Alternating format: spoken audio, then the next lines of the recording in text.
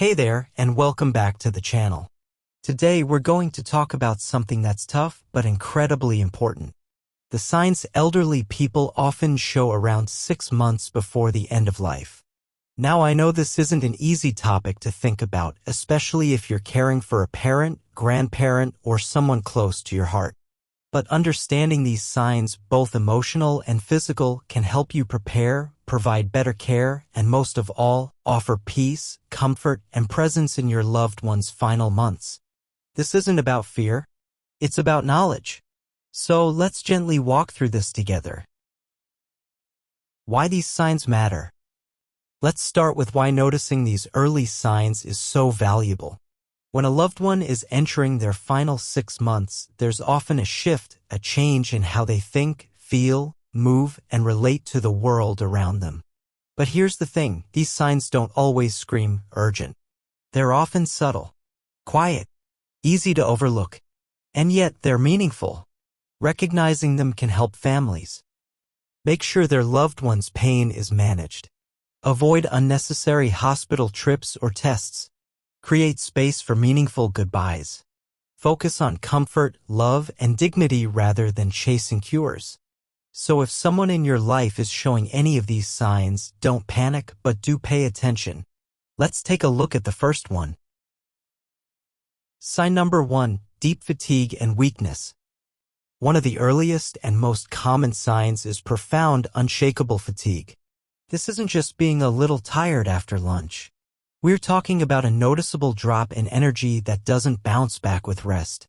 Your loved one might start sleeping most of the day, struggle to hold conversations, lose interest in activities they used to enjoy, find even small tasks like brushing teeth or walking to the bathroom exhausting.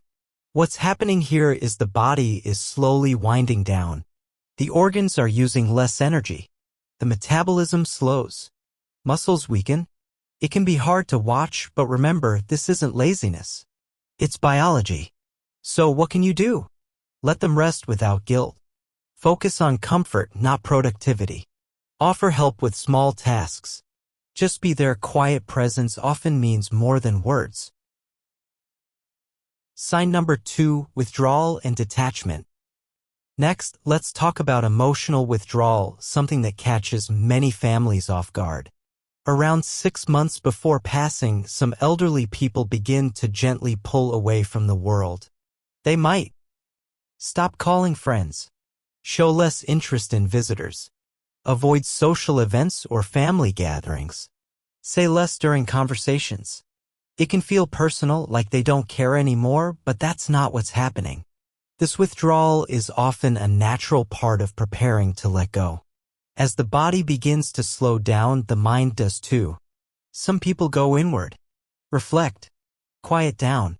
It doesn't mean they love you any less. In fact, many are processing memories, emotions, even unresolved feelings from years gone by. If you notice this happening, don't force interaction, follow their pace. Create quiet, peaceful spaces for them. Let them know you're there, even if words aren't flowing. Sit with them. Hold a hand. Play music they love. Sometimes the most meaningful connection is shared silence. Sign number 3, noticeable changes in appetite. The third sign is a decline in appetite, which often starts gradually.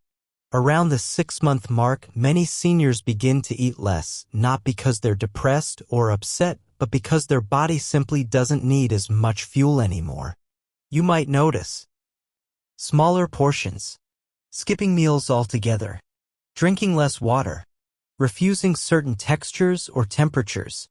This can be scary for caregivers. Our instinct is to nourish, to feed, to keep them strong. But the truth is, forcing food can sometimes cause more discomfort. As the body prepares for the end of life, digestion slows dramatically. Forcing large meals can lead to bloating, nausea, or discomfort. What helps here is reframing how we view nourishment. Offer small sips of water, juice, or broth. Let them pick what they feel like eating.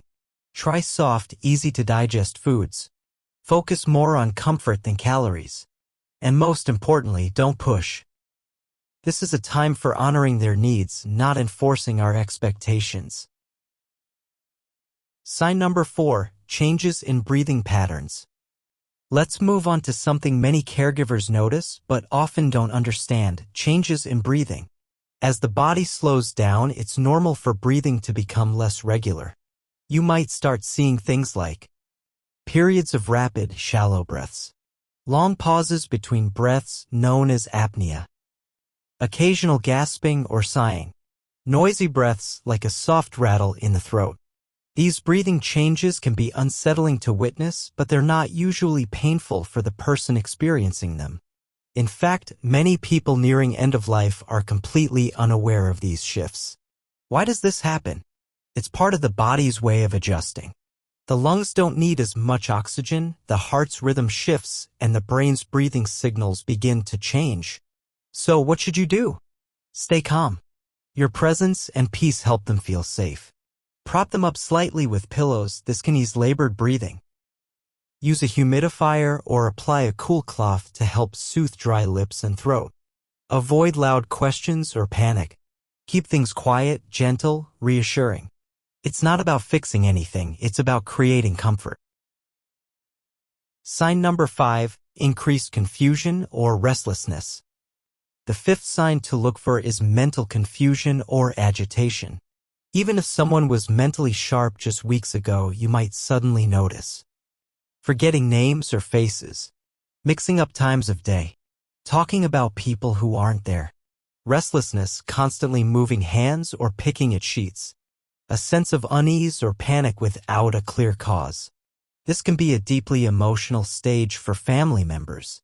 Watching a loved one become confused or detached from reality is heartbreaking, but it's incredibly common near the end of life. Often, it's a mix of physical and chemical changes: reduced oxygen, changes in blood flow to the brain, or medications affecting alertness. Here's what helps. Don't argue or correct them. Go with the flow of the conversation. Speak calmly and slowly. Familiar voices can ground them. Use touch, holding a hand, stroking the arm, to help reduce anxiety. Keep the room dim and quiet. Too much stimulation can worsen confusion. And remember, they're not losing themselves. This is just the brain responding to a body that's in transition. There's still love, still connection, even if it looks different.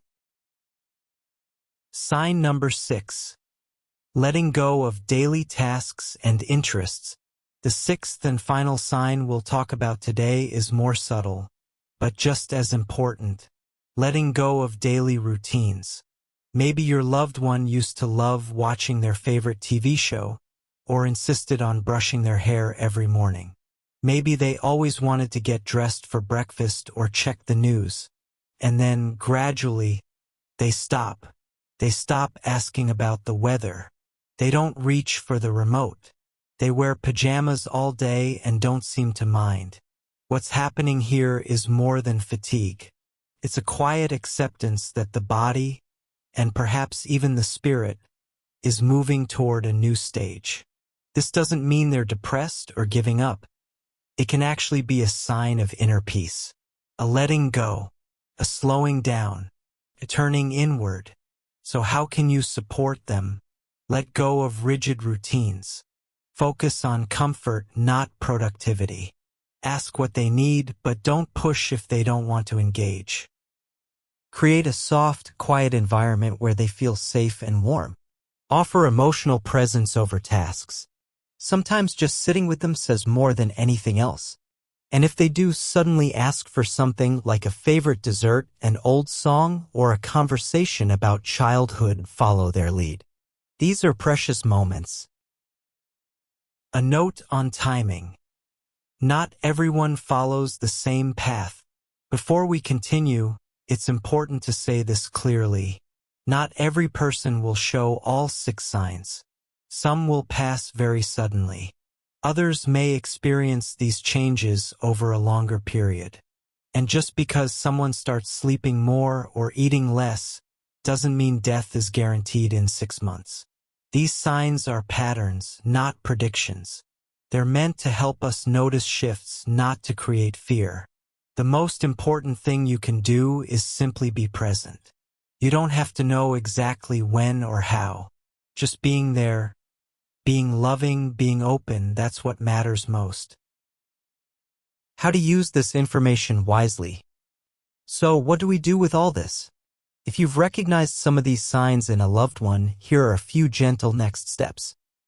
Talk with their doctor. Ask what kind of care is most appropriate now, comfort-focused, palliative, or hospice. Ask your loved one what they want.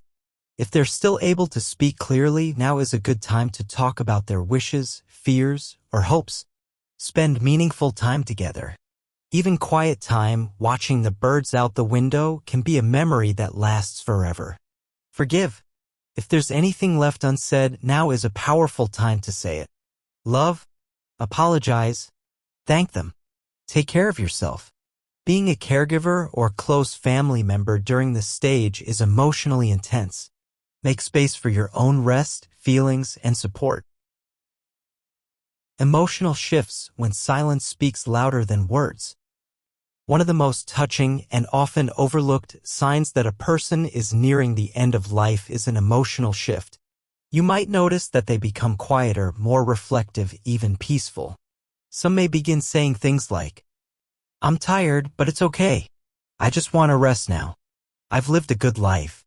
Others may speak less and instead just look at you a little longer, hold your hand a little tighter, or smile at something invisible, something you can't quite see. This doesn't always mean they're scared. In fact, for many, it's a sign of acceptance, a spiritual or emotional preparation. And it's okay to talk about it. Ask open-ended questions like, "Is there anything on your heart right now?" Tell them it's okay to feel whatever they feel: fear, calm, sadness, relief. Reassure them with words like, "You're safe, I'm here," or simply, "I love you." Sometimes the most healing moments happen in these quiet conversations. Even a few words are spoken. Signs in the final days. As the final days or weeks approach, there are often more noticeable physical changes. These may include coolness in the hands and feet, blue or purple mottling on the skin, long pauses between breaths, eyes that no longer focus, less response to voice or touch. These are signs that the body is letting go. Organ systems are shutting down slowly and gently. If this happens, try to focus on comfort more than intervention. Keep the room calm with soft light and gentle sounds. Use blankets or warm compresses for hands and feet. Offer small sips of water with a sponge if they're thirsty. Speak gently. Even if they don't respond, they may still hear you. It's in these moments that presence means more than anything. Don't worry about saying the perfect thing. Just being there is enough. What you might be feeling right now. Let's pause here for a second, because if you're listening to this and thinking of someone you love, this may be bringing up a lot. You might feel scared, overwhelmed, or even guilty. You might be wondering if you've missed signs or if you could have done more. Let me tell you this clearly. You are doing the best you can. And your presence, your effort, your love, it matters more than you know. Being with someone during their final chapter is one of the most sacred, powerful things you can do. It's not about fixing, it's about showing up. When to seek support. You don't have to go through this alone. In fact, no one should. If your loved one is showing several of these signs, it might be time to speak with a palliative care or hospice team. These teams aren't just about end of life, they're about comfort, dignity, and support for both the patient and the family. They can help with managing pain and symptoms, providing home equipment, emotional and spiritual support, giving caregivers time to rest, helping you feel less alone in this journey. Asking for help isn't weakness, it's wisdom. Closing thoughts. Love is what remains. So let's step back for a moment and remember what this is really all about. As someone nears the end of life, it's not about how sharp their memory is, how much they eat, or how much they move. It's about comfort, peace, presence, and most of all, love. You might forget what was said, but you'll never forget how it felt to be there, to hold their hand, to whisper goodbye, to show up in their most vulnerable moments. And if you've done that, or even tried to, you've already given them one of the greatest gifts possible. Recap of the 6 signs to watch for. Let's recap the 6 signs we covered today that may appear around 6 months before passing. 1. Deep fatigue and weakness and needing rest most of the day, and struggling with basic tasks. 2. Withdrawal and emotional detachment. Less interest in people, events, or conversation. 3. Changes in appetite and eating habits, eating and drinking far less, sometimes refusing food altogether. 4. Irregular breathing patterns, shallow breaths, long pauses, or a soft rattle. 5. Increased confusion or agitation, forgetfulness, restlessness, or seeing people who aren't there. 6. Letting go of daily routines, a gentle detachment from tasks or habits that once mattered. Each of these signs is the body's way of letting go gently, and our role is to walk beside them, with love, with grace, and with patience. If you're on this journey right now caring for someone in their final months, I just want to say this. You are not alone. What you're doing is brave, and hard, and holy. Lean on others. Ask questions. Take breaks. And let yourself feel what you need to feel. There's no perfect way to do this. But love? Love always gets it right. If this video helped you better understand what your loved one may be going through, please consider subscribing to the channel. We share gentle, thoughtful content to help caregivers, families, and seniors navigate aging with compassion and dignity. And if you know someone walking a similar path, share this video with them. Sometimes just hearing these words can bring a little peace. Thank you for being here. Until next time, take care of yourself and the people you love.